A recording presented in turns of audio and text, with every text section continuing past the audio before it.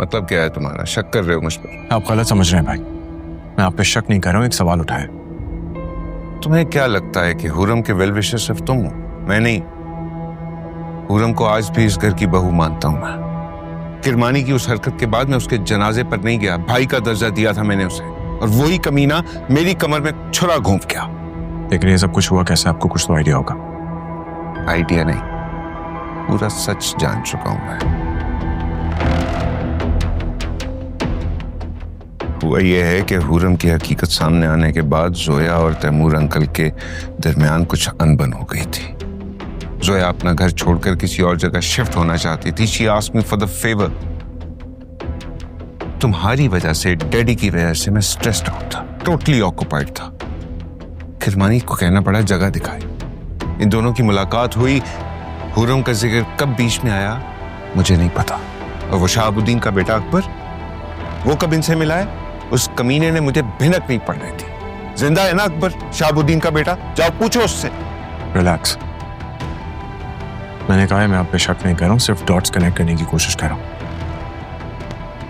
जानता हूं ऐसा कब होता है।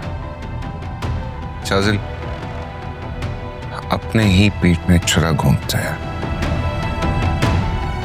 खैर छोड़ो ये बात। हुरम कैसी? ठीक है। डैडी का नहीं पूछोगे? बहुत तकलीफ में है वो।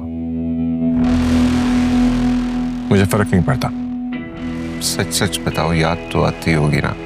जो रिश्ते जीते जी मर जाए उनका जोर सिर्फ यादों पे चलता है, मुलाकातों पे नहीं। भाई अगर दोनों भाइयों की कॉन्फिडेंशियल बातें खत्म हो गई हो तो मैं अपने देवर जी से मिल सकती हूँ?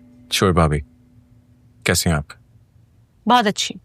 चलो अब जल्दी से फ्रेश हो जाओ, आज सब साथ बैठ के खाना खाएंगे। नहीं भाभी, मुझसे सुल्तान अहमद के घर का खाना हजम नहीं होगा। हाँ मैं चपन्नी से मिलूंगा, वो रूम है।